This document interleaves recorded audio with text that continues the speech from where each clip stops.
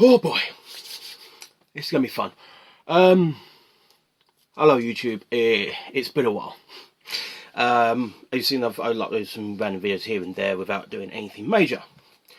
I did plan on doing a nice big video, but then my computer decided to not work after I tried upgrading it. So I'm trying to sort that out before I get back into doing the videos. At least that was the case.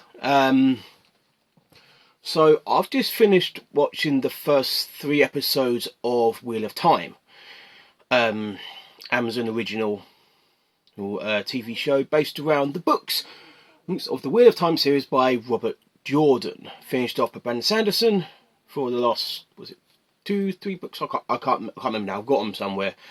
It's really bad I forget that, because I do say the Wheel of Time is my favourite book series of all time. And I was really excited to see how they do the television show. So I was thinking to myself, well, if they do it right, it should fit in between nicely the Game of Thrones crowd and the Lord of the Rings crowd. So, you know, nice little sectional bit. Still high fantasy, but not highbrow, but not incest and sex and naked women constantly, and probably a lot of racism. So,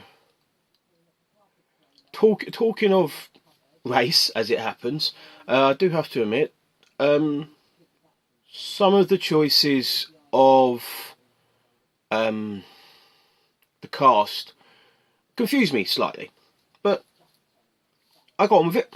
Diverse cast is how it is nowadays. That's not an issue. What I have an issue with is making characters different, making characters wrong. So let's start with Nynaeve. So Nynaeve, in this, we get no backstory to it, no idea of what she is. Like, oh yeah, the wisdom that trained me up tried to be an Aes Sedai, but you saw her in a country accent and dirty clothes and threw her out. Who speaks country in this? No one speaks country. Everyone, they're all in a little village and they all speak different accents. But like Nynaeve, she's supposed to have this braid, singular, that's always draped over her shoulder, bit wherever she is, and she pulls on it, she tugs on it. That's her, if you want, safety blanket. So she uses it when she's angry, which is a hell of a lot. She uses it when she's scared, when she's nervous, when she's irritated, when she's thinking. She tugs on this braid. But what do we get? The closest we get to that is flick. Flick! Where's the tugging? Where's the pulling? It makes no sense. I don't get it. There's simple elements to this that you can't screw up, but they screwed up. We don't see her tugging on a braid. Most of the time it's draped over her back. We don't read about the braid on Nynaeve's back all that often. It does go there, don't get me wrong, but it's not a constant there, because it's so often spoken about being hung over her shoulder where she can easily tug on it. We don't get that at all. The hell was all that about? Moving on to our characters. Rand. What's up with that accent? I don't know. The accent, there was times there where he had a different accent than other scenes. It didn't make any sense. He looks fine. Character, maybe a bit more whiny than I remember him being. It's been a while since I've read the books. But, dude, come on. There's Matt Cawthon. Did you know, for everyone out there who have only seen the TV show, did you know Matt Cawthon's a prankster? He's a trickster. He likes to play fun and games with people. He gets Perrin and Rand into trouble all the time, even when it's not even his own fault, because he plays tricks. In the whole start of the book, he talks about how he saw this shape figure watching him. It turns out to be a Miradrol, a Fade, Eudaemonis. Does that ever come up in the show? No, we don't understand the tricks. All we see him gambling, drinking, stealing. What's up with that? That's all the backstory we get from him. Oh yeah, it's like he's got an angry mum because his dad cheats all the time and he's got 2 kids to look after. Cool. I have no issue with that. I think it could have been handled differently. Do have to wonder about the language because honestly, it's been a little time, but I don't remember there being so many pricks.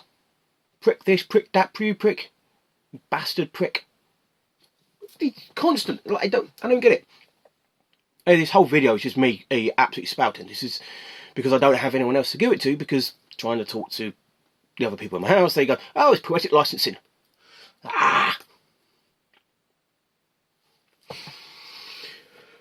Perrin. What's up with Perrin? He's supposed to be this large, humongous, stacked, built character who was very careful about how he spoke, how he acted, because he didn't want to hurt people around him. He worked with his dad in the blacksmith forge, and suddenly we've got a wife. Who's the wife?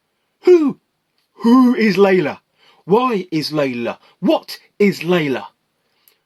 I know what she is. She's a plot device. Just created out of thin air so they can wipe her out. Why? No need. The magnitude of the matter entirely. Everything about that was enough for him to consider going, because he had to stay with his friends and he wanted to protect his friends. But then suddenly it's, oh, I've killed my wife. I am now very sad. I have killed my wife. What? Also, may I point out, anyone of you realise he's not a very good actor? I'm sorry, I'm not sure half the emotions he's trying to get across. I can see a tear down his face, but what else? Where's he doesn't seem to be a very good actor. He doesn't seem to be committing enough to it. I don't understand why he's this way. There's so many things. Oh, honestly, Egwene. Oh, no, I messed her name up because of. But like, when she first turned up, I did not recognise her at all. There was a description in the book, and it was not the same as the ones on screen. No, don't get me wrong. Don't want to change up race and everything like that. Fine, whatever. Character, no real complaints. I didn't recognise the character first of all, and also, what was it up with the make-out scene and then leaving him to sleep? That I'm pretty certain that never happened in the book. Because I'm pretty certain the first time we ever come across Rant kissing anyone was when he met up with the princess. And he got a little freaky deaky. When I think she was still princess at the time. She may have become queen, but definitely got freaky deaky at that point. There were sneaking kisses here and there, acting like young kids. But there's no sense of the fact that it's expected in the village-wise, when they come to it, those two would get married. The closer we get to that is Rand going, I come up to sit here and think about my wife and my kids that I'll no longer have because you've decided to go be a wisdom. What? It doesn't make sense. It is so bad. This Maureen played well. Actress looks pretty good for the role. Doesn't quite have that ageless quality where you're not sure how old she's supposed to be, and she definitely excuse me, is older than them. That was always the case. But the Aes Sedai was supposed to have youthful features with a wisdom to their face. So you saw some lights they looked young, and other lights they looked old. We couldn't quite tell. We haven't got that. But magic of TV and screen work, live action, and I get that was not going to be the case. But she's played quite well, but there's a few times where she seems to get a little bit more angry and out of control. She's not. In the books, always the way I read it and pictured her was this calm and collected, always in control, no matter what's going on. She coerced and spoke calmly and subtly and dropped hints here and there. I'll have to go back and check the book, but I'm sure you can tell me in the comments. Did she just straight out and tell her, oh yeah, the dragon's one of you lot. You four there, you're going to be one of you's going to be the dragon. One of you going to be... I don't remember that. I remember her talking about the Tarvan, however you want to say it. It's like she's describing what they are and why they're important. But we don't get that. One of my favourite moments in the build-up to suggest... It's the other thing. It's like, so much of the subtlety is missing. I'm jumping around point for point. I don't care. The subtlety is missing. So, like, Maureen and Lan were supposed to come to the village and everyone's going to treat them like, oh, we've got a lord and lady, but no one really knows their Aes Sedai. There seems to be something slightly wrong. The first moment we know about it is when she starts doing magical powers. And Tom's there, pretty suspicious of her. I'll get to Tom in a minute. But, like, there's literally a moment. I love this moment. I don't know if you do read it or have the same effects upon you as I do, but in the book, you've got Matt, Perrin and Rand talking about this figure that Matt claims he saw. The Mirrodile, the Fade, the Eyeless. And they're not quite believing him, but Perrin believes he's seen something similar as well, so they're slightly more inclined, because Rand saw something earlier on that day as well. But they see a crow or a raven, one of the two. One of them picks up a stone, throws it at the bird. Carrion eater, he calls it. Servant of the Dark One. And instead of flying off, this bird sidesteps and turns its head and fixes its eye on the three. And only flies off after realising Maureen is there with Lan watching. You get that? It's... Suddenly they rushed everything, and then Rand is like, the reason he leaves the village is because he had a fight with his girlfriend, instead of, going back home before coming back for bell time with his dad. But no, he left the village because he had a fight with his girlfriend. Huh? There's so much. And like, Tom, okay, let's get on to Tom. Tom, the Glee Man, supposed to wander into town because he happened to be there on the way because he heard of the bell time, and he's there with his patchwork coat. It's loud and obnoxious and ostentatious, and he's there, and I always pictured him with these knobbly knees and he's the big grin on his face with his long white beard. He's, an aged man who's surprisingly quick on his feet and agile. He can do things that people don't expect him to do, which plays in the fact that he's not being truthful to who he is. He's playing the Glee Man role, but he was more. We don't get that at all. What do we get? We get some guy who looks like Charles Dance. Bear in mind, Rand's dad looks like Charles Dance as well. So we've got two people who look like Charles Dance in this. Neither of them are Charles Dance, but they look like them, which is very weird, because suddenly we've got Rand's dad and Tom looking like they could be brothers or cousins. That doesn't make any sense to me. Now that could be just unfortunate casting or whatever, but someone really should have looked at that. Realize how similar they look in their respective roles. And he's just there in some random buckfuck town in the middle of nowhere, where Rand and Matt happen to scroll in there and cause problems. And, well, not cause problems, get into problems. It's because they've got Dark One's servant there. Friend of the Forsaken, or wherever they get called in this. I imagine they're going to change the name of that one as well, because they mess things up. And, like, Tom is clear he knows about the world, but he's a Glee Man, so that's to be expected. But what do we see from potential, is he more than what he thinks he is? He knows how to say the owl prayer and bury him. Ail, or a, however you want to say it, and throws a knife to the neck of a friend of Forsaken. We have to go now! Quickly! But also the sword, Rand's sword, the importance of that sword. They've got the golden crane on the sword. No one talks about that. No one in the whole of these 3 episodes brings up about this sword that he didn't know his dad had. He didn't know his dad knew how to use a sword, and that was the point of the sword to come in. He saw his dad in a whole new light. He never brings it up. He never asks his dad about the sword. No one asks his dad about the sword. It doesn't get divulged. At no point in this do you actually realise that his dad left the village to fight against the Aiel and then came back with a child. He didn't leave with a child. He came back with a child. But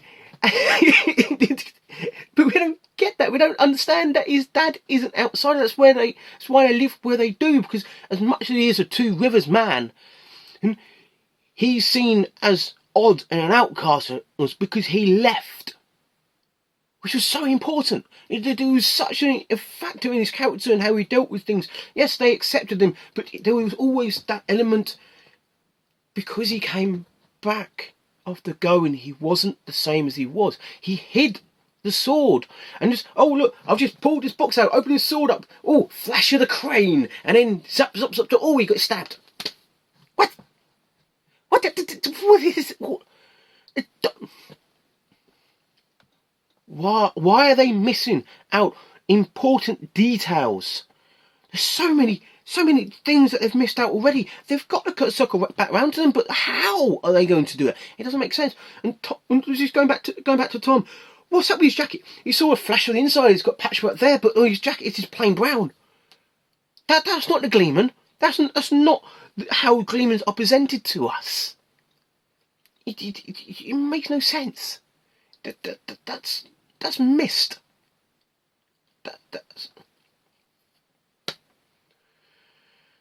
Hey, the Tenkers look good. Do you know the song? Must keep on looking. I do think they look quite good. I'm pretty certain the lead of it was actually Mal in the book, but if they want to change that, so be it. There is a Mal there. We'll have to see how this progresses. The wolves with Perrin, it felt too early in the story. Now, don't get me wrong, it probably was, and there was a lot, because they cut so much out, that's why it felt too early. It may have been, it could well be the right time and everything like that, and they helped him along there and licked his wounds, show Perrin that they're not a threat to him, and there's camaraderie there. Yeah, you get that. But then we go into the dream, and the wolf's eating his wife. We go back to Layla. Who's Layla? Why Layla? What's Layla? Who? What? How? Why? This fucking... What's the term? Frigid? This is always a weird thing to me. I was looking this up because I was like, I'm certain Perrin didn't have a wife, because I'm pretty certain the only reason he got a wife is later in the books with other stuff with people he met elsewhere. He didn't have one in the village. So I looked it up, and they said they're talking about it was a frigid role, which is really weird because I'm pretty certain that's an American term, frigid, to describe the creation of a female character only to be killed to be the motivation for the man. In the UK, frigid is a derogatory term to suggest a female doesn't want to put out, be it kiss, touch, hug, or more. It is a derogatory term. You're so frigid. Why? Because I don't want to do anything with you. Yeah, it's not best, so it's best that that version of frigid is gone, because obviously that was from my school years, which are going back half my life now. Yay, I'm getting old. But it's just... why? I mean, it's the problem with, like, when they did Lord of the Rings, where they had characters say stuff that they didn't say in the books. It didn't make sense and it was frustrating, but it almost felt it was to be passed off. With this one, this feels very much like The Hobbit, Why is Legolas in this? Why do we have an elf in love with a dwarf and a dwarf in love with an elf? What is going on here? Why? That doesn't make any sense. This was not there. Why? But there's enough material in the Wheel of Time. You don't need to add. You don't need to add random people just to get them killed. It's so frustrating. And I don't look. If I take away everything that I felt thanks to the book, bear in mind I felt very confused at moments, rather annoyed than others, and downright pissed off with other aspects. Some things were incredibly ham-fisted. It was all like, look at this. This is this. This is this. No, learn subtlety. The beauty of subtlety is the art of telling without telling, letting the audience work things out, and we don't have a whole lot of that. The closer they get to that is when Matt and Tom cut down their Aiel, and you see his hair colour, and you go, that's the same as Rand's. But there's nothing, we've not come across anything to lead up to this point to suggest Rand is anything but Tams, born and raised in the Two Rivers. Rand was raised in the Two Rivers, but he was not born in the Two Rivers. And this is another thing. Just go back on the race thing. This is it's a non-point. The diversity I get and I appreciate. It needs to happen more. 100%, I get that. But this is a village cut off from the outside world. They have not seen debt collectors in a good 100, 200, 300 years. They do not know of the kingdom of which they are technically a part of. And yet, you have people of different skin tones. Now, don't get me wrong, we've got to have diversity and everything like that. But in this cut-off village, where there's not a large population, surely there'd be of one skin tone. So just to say they're all mixed. Fine. All black. Fine. All white. Fine. But to have such diversity, the fact that you do have the pale whites, and you do get the deep blacks, and all the colours should be a lot closer than that. Oh yes, Rand needs to stand out. Rand 100% needs to stand out. But we have, we've got Matt Cawthorne, who I don't know much about the actor playing him, or I don't even know the actor's name, but he looks like he's of Middle Eastern descent, which, you know, that's fine. We have people in the story who are clearly described as being Middle Eastern. And the damn sailors, they even have the beards, the shaved top lip like Muslims. And then we have Perrin. Perrin's way too small. Way too small. He was always the biggest kid there. And he's mixed race. And we have Nynaeve. Mixed. She looks mixed race, but she could be actually black. I don't want to say African Americans. I don't know where the actress is from, because African American is one set. So all you Americans out there, they go, "Oh, she's African American." No, she's black. That's just how it is. She could be mixed race. She could be black. I don't know, but and then we have then we have Edwin, and she looks like she's of Indian subcontinent descent, which seems odd. Why do we have all these different races around the world in a village which is only supposed to be, what, 300? If they're all blended, if they're all mixed, I would fully understand. But it seems to be such extrapolations, which this is a village to cut off. The only visitors they get is travellers, like the salesmen, tradesmen, merchants coming in to get the Two Rivers tobacco, which once again is not brought up because that is the greatest export to do, is the tobacco. Everyone raves about Two Rivers tobacco. Tom goes on about it straight away as soon as he gets to the village. Fane. Wow, that was very brief. I'm pretty sure we saw a bit more of Fane leading up to this point in the story in the books. I thought he just seems rather odd to me, to say the least. So, like, he can, I don't know, like, yeah, don't get me wrong, we looked at him when the Trollocs attacking, he was there with a big grin in his face, slipping away, because he's obviously a friend of Forsaken. But, it's just, it was a blink and you miss it moment. I don't get it. There's changes that they've made for the sake of their story, which the original story had done nicely. I don't get it. Now, don't get me wrong. Like, I'm probably ranting for no reason at all. This could be all just subjection and coming from places of memory that I have misremembered. I'm not saying that I know these books off the top of my hand, but I walked away with such frustrations and annoyance and confusion that I had to get them out some way, somehow. The depictions of One Power I thought were very good. The Aes Sedai that we've seen, I can get along with them.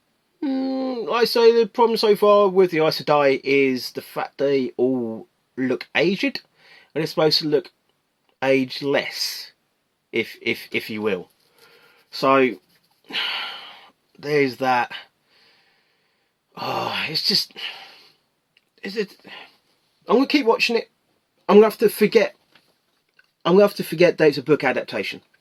This is where I'm going with this. I'm going to be very excited to see if Dominic Noble covers this in his adaptation series. I know it's a TV series, not a film, but it's so big. I would hope he would cover it. If not, I'm going to find someone else. It's not a plug for Dominic Noble. It's literally just he's very good at going through the adaptations. He's done some wonderful ones in the past. I'm just frustrated because there's so much I don't understand and I'm confused by, and that annoys me. I've said for you many years that this is my favourite book series of all time, and I was so excited when they announced it was going to be done, and I was thinking, oh, if they do this right, this is going to be amazing, it's going to be huge, it's going to be bigger than Game of Thrones, but not as big as Lord of the Rings. This could be what we wanted from Harry Potter, but we did not get because Harry Potter was condensed into films, not TV show. Ishmael, yeah, they've done well on that when he's popped up. I thought he looked very good. The cinematography is outstanding in this, so I've got to talk about some good points in this, and yeah, the cinematography is absolutely superb. 100%. I can't complain about it. Yeah, the quality of the camera said, oh, it's going to be filmed in HD and all that jazz, and my God, the picture's beautiful. The Trollocs are everything I could have hoped for. They're wonderful, brutal, scary, horrid, monstrous creatures. It's fantastic. The Eyeless, the Miradral, the Fade, they look very good, but I can kind of feel that they've got too many teeth. Now, I just put my nose ball back in, otherwise it's sticking out there. It's silver, which signs off. But it's just like you just feel like got too many teeth there. This is supposed to be incredibly human. At no point did we see one of the most important factors about them is the fact that their clothes are not affected by the wind. Now, we had Ran and Tam walk into the village, and, ooh, rocks, oh, there's me thinking, it's going to Mirador, oh no, it's just a wolf. Talking about the wolves. Great! Where is the Fade? Where's the Mirador? Where's the Eyes? Where is he standing off in the distance, not moving, with his clothes not moving and the wind rustling around him, and nothing moves? Where was that? Also, Shadow Logoth? Shadow Logoth, however you want to say it. They're saying Shadow Logoth, which sounds slightly odd in my ears, but my own pronunciations from what I read is always going to be different from what they decide they're going to do. But, forgive me, wasn't there supposed to be a fog there? Wasn't it supposed to be surrounded by mist, and we saw the shadows in the mist? Also, we're going to go back there and see Fane get absorbed, because Fane was there. But he wasn't, well, from what we saw, because he was sent in because the Trollocs wouldn't go in, but we saw him go in, but then the Trollocs were forced in by the Miradral.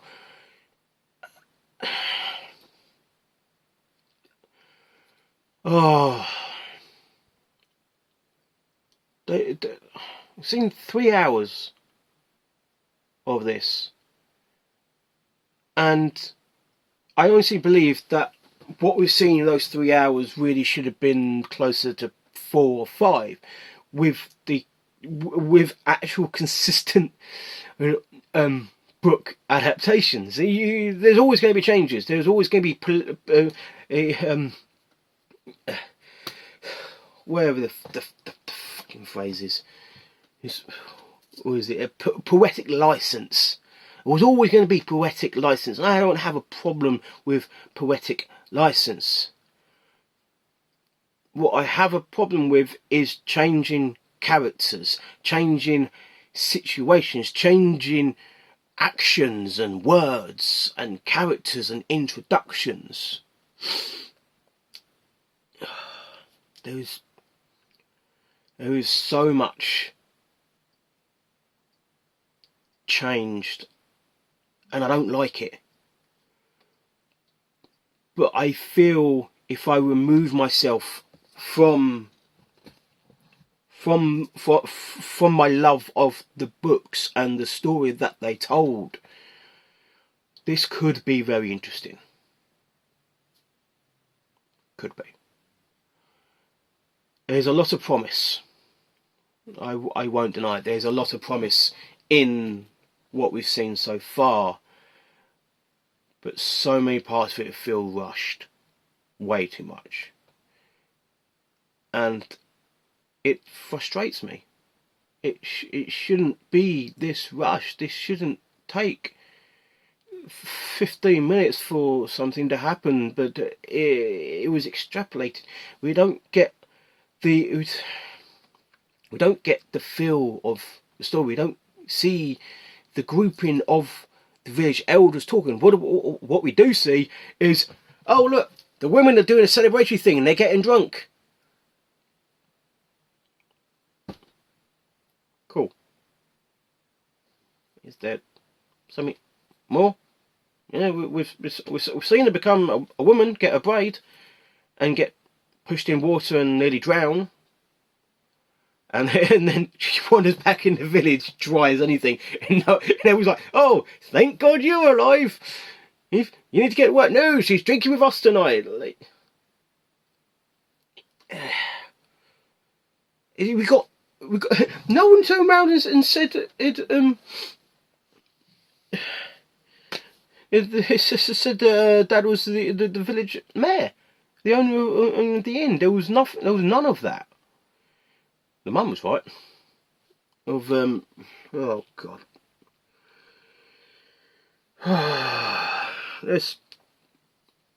I've got to do this here because I've ranted and raved enough. I think I've got it out of my system now. I may remember some other stuff and do this. Depending on how things go, I may come back and do more reactions. I think I'm going to get my book out and start reading the book through again to remind myself, just so I have better memory of this. But I'm sitting here thinking,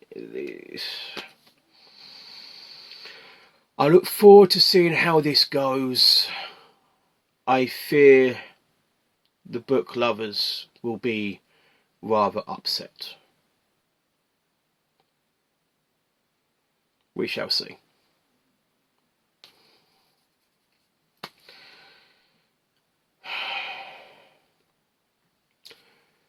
Thank you, YouTube.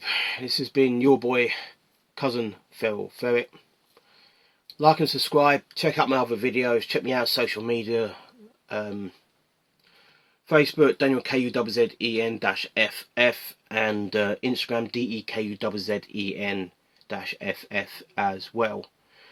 Thank you very much for watching. Hopefully things get better. And I will see you when I do another video, sooner or later. Ciao. Bye bye.